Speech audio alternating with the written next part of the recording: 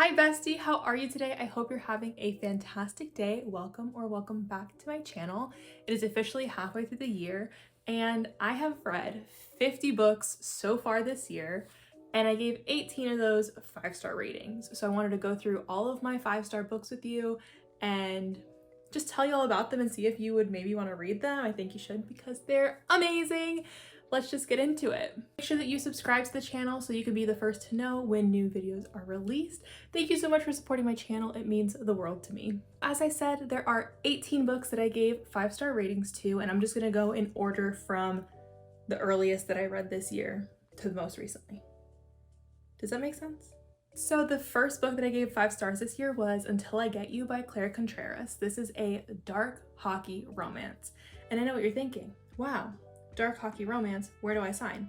But it's dark in the way that the themes that they're addressing can be like triggering to some people. So I would definitely read the trigger warnings. I wouldn't say it's dark in the sense of like the spice is dark. You know what I'm saying? Like, that's not the dark part. The dark part is everything happening around them. So that's what makes it a dark hockey romance.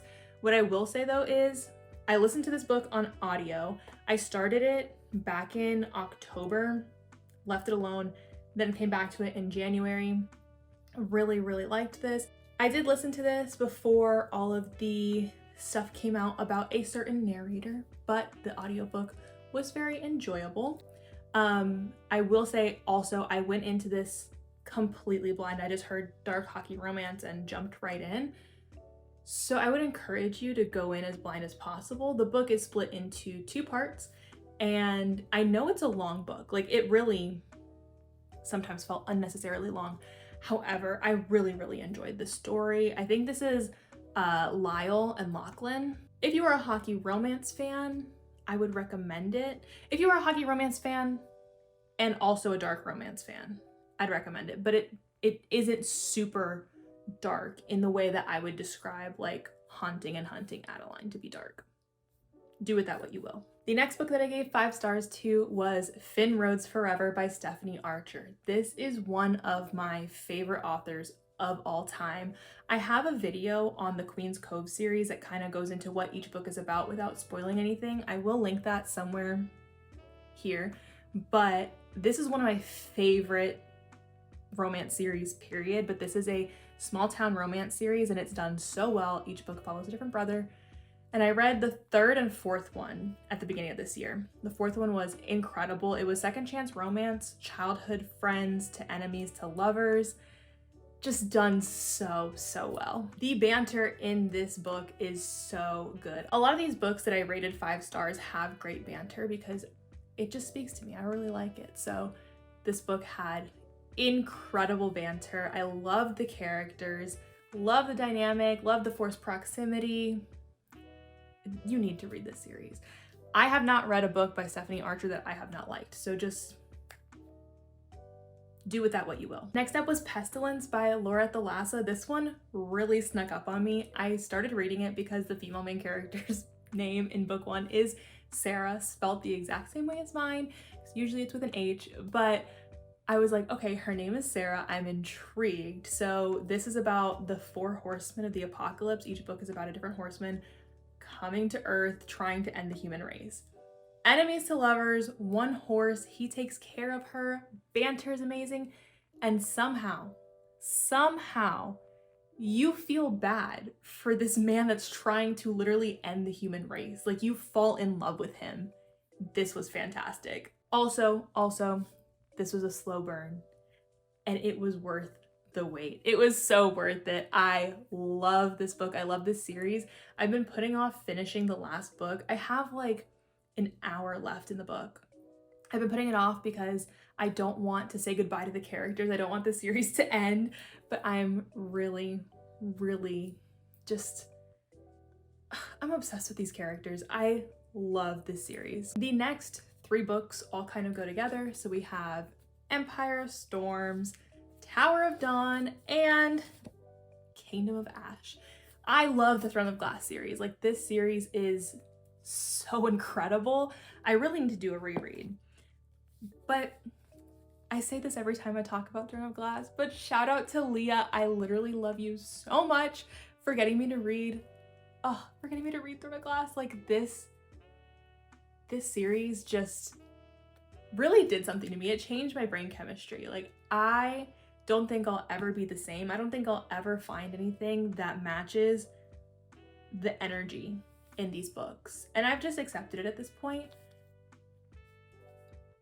I can't say enough good things about this series. I know that most people don't want to get into it because it's an 8-book series, but it's worth every single second you spend on it, and then you're gonna want to spend all those seconds all over again and reread it and reread it and reread it. Like those 8 books aren't enough. You're gonna want more. If you are looking for a fantasy series with romance later on, Throne of Glass. Oh, the characters, the connections that they form, the found family, like everything about this is just so good. I cried so much. Cried so much. I didn't do the tandem read, and honestly, I loved it. Like I loved Empire of Storms for what it was. And as a Kale fan, I also really loved Tower of Dawn. I don't see why people skip it. Let me not get too much into that. But I loved both of the books, like 5 stars. 5 stars, 4 different reasons, but they're so incredible, so good. Then of course, the emotional damage that is Kingdom of Ash. If you've read Kingdom of Ash, I have a Kingdom of Ash reading vlog where I experienced reading it for the first time, so I'm gonna also link that here for you. I love this book. I love these characters. I can't say enough good things about this. Again, shout out Leah for finally convincing me to read the series. Up next, we have 2 more books by Stephanie Archer. These are the 2 books in her Vancouver Storm series. I'll correct myself if that's wrong, but it's Behind the Net and The Fake Out, and these are 2 hockey romances and some of my favorite hockey romances. So the first one is a hockey player and his assistant. They went to high school together, very much like It's Always Been You energy, the tension, the longing. It's done so well. I cannot say enough nice things about Stephanie Archer. I love that woman and like wish her nothing but the best. I need her to just write all day, every day so that I have something to read. I love everything she's written. I really love the characters in this series. I honestly liked the Vancouver Storm series a little bit more than I liked the Queen's Cove series. And I loved the Queen's Cove series, but for me, the Queen's Cove series got better as it went along. But this one just started out with the 5-star. In Behind the Net, he's obsessed with her. There's no 3rd act breakup. I mean, it's just hockey romance done so well. So then next is The Fake Out. This is the 2nd hockey romance in the Vancouver Storm series. We have fake dating, and we also get like a really nice character arc for the FMC from the 1st book to the 2nd book. This man loves to spoil her. He loves to spoil her, and he's got a dirty mouth. This book is incredible. Also, no 3rd act breakup in this one, which gotta love it. Next 5-star read was Swift and Saddled by Lyla Sage. A lot of the rest of the books are gonna be cowboy romances because I really got into my cowboy romance era and realized that like this is now my entire personality. This is the 2nd book in the Rebel Blue Ranch series. This had like such heartwarming moments. Like I cried while reading this, but then also like turned up the heat. This was really great. Wes is the consent king. I don't understand how somebody could read this and not like this. The next 2 on the list are both cowboy romances by Karley, Brenna. These are so incredible. So the first one is called Spur of the Moment. This is a brother's best friend, childhood friends to lovers situation. Oh my gosh. I can't say enough nice things about these books. So this is the first in the Bell Buckle series. We have a cinnamon roll MMC. I love him. He's just like so gentle with the FMC. I love this couple. If you were a fan of Done and Dusted, you need to read Spur of the Moment. I really need more people to be reading these books by Karley Brenna because you'll just get it. I really liked this series. Like the first 2 books, incredible. And right now I'm arc reading the third book and I'm obsessed. Next up is Beat Around the Bush, and this is a boss and employee, age gap, small town, little bit of suspense, and also both of these, Spur of the Moment and Beat Around the Bush, no third act breakups. I mean, what is there to complain about? Oh right, nothing. These books are top tier. I mentioned Leah earlier. I absolutely love Leah. If you're watching, hi Leah. I read Through a Glass and was like, what do I do now with my life? Because I don't know what I'm supposed to do. And then she recommended Lunaria by Kara Douglas. And so this is an enemies to lovers fantasy romance. This is the first book in an uncompleted series. I haven't read book 2 yet, but I do have a reading vlog for book 1. I will put it somewhere. I'll also link it in the description.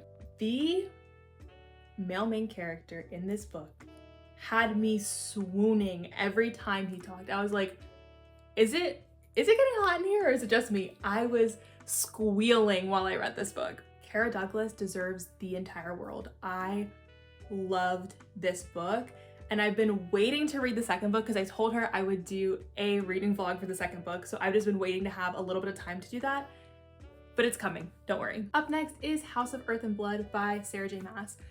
This, I feel like I gave it 5 stars because the expectations that I went into this book with were so low. I was like, I'm gonna hate this book. And so anything better than that, I was like, oh, this is actually good. I think that's why I ended up giving it 5 stars. But I also have a reading vlog for this one. I will link it in the description as well as try to put it somewhere on the screen. This is by far the best first book in a series by Sarah J. Maas, but this is also like twice as long as the other first books. My least favorite series by her, but favorite first book. Does that make sense? I really, really liked the friendships and the found family elements in this book. The fantasy was intriguing, and I honestly would have been fine if this was just a standalone fantasy romance. Like that would have been like great to me. Up next is Out on a Limb by Hannah Bonam-Young. And I will say this, I was not a fan of the pregnancy trope. And I was just like, that just doesn't sound like something I would enjoy. However, this book, The Burns We Carry by Murray Good, I read it last year, one of my favorite books of the year. I will always recommend this book, but the pregnancy trope is just done so well. This book is incredible. But that book really changed my mind on the pregnancy trope. Also, The Burns We Carry is on Kindle Unlimited. So you know what you need to do. But I just think the pregnancy trope was done so well in The Burns We Carry that it really changed my mind. So I went into Out on a Limb very excited, and I also think the pregnancy trope was done very well in this book. I really loved the banter in this one, and Beau is just so sweet. And also it was just really heartwarming and like a little bit of a tearjerker. I didn't fully cry, but like got a little misty-eyed. Next up is His Grace the Duke by Emily Rath. In case you didn't know this about me, Emily Rath is one of my favorite authors. So I decided to read her Regency Why Choose romance. This is going to be a little bit of a spoiler for Bridgerton season 3. So just fast forward like 5-10 seconds. But if you were interested in where Benedict's storyline was going at the end of season 3, this book is for you. This is the second book in the Second Sons series.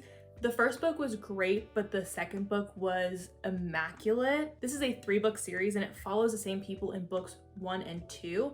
And then book 3 is about a completely different set of people. I mean, we have 3 overprotective MMCs, and these both are on Kindle Unlimited. I'm pretty sure the third one is too. I haven't read it yet. But book 1 is called Beautiful Things by Emily Rath, and the second one is His Grace the Duke. There is this scene in this book that's been living in my head absolutely rent-free. And all I'm gonna say is, take her to the opera. Like, it was so good. Next up is yet another cowboy romance by Bailey Hannah. This is Seeing Red. So again, this is the pregnancy trope. I will say this, if you were a fan of Reckless by Elsie Silver and you loved Theo Silva, because I know I did, you need to read Seeing Red and meet Chase Thompson because it gives off very similar energy, but I really like the way that Bailey Hannah writes her book. Like, I really Loved the characters, the storyline, everything about it was just double chef's kiss. It's a one-night stand, a pregnancy trope, small town, found family. He takes care of her, no third act breakup, and it is spicy. Like, it is so good. The first book is also really good. It's called Alive and Wells, but the second book just has my heart. Can you tell that I love cowboy romance? This is the last cowboy romance on the list, but this is Holding the Reins by Paisley Hope. This is about a retired NHL star that moves back to his small town, and he's now like a part-time cowboy. I love it. I love it. It's a workplace romance, brother's best friend, sneaking around, spicy, spicy, spicy.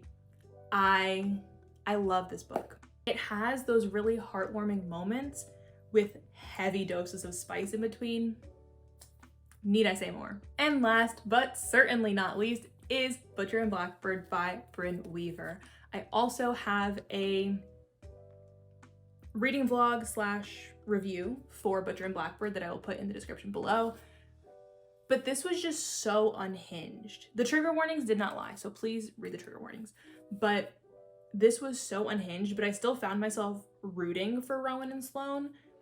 I was laughing out loud at certain parts of this book. This just had me in a chokehold, and I kept wanting to just come home from work so I could read. This was so good. So that wraps up all of my 5-star reads for the year. Make sure to like and subscribe. I will see you next time. Bye.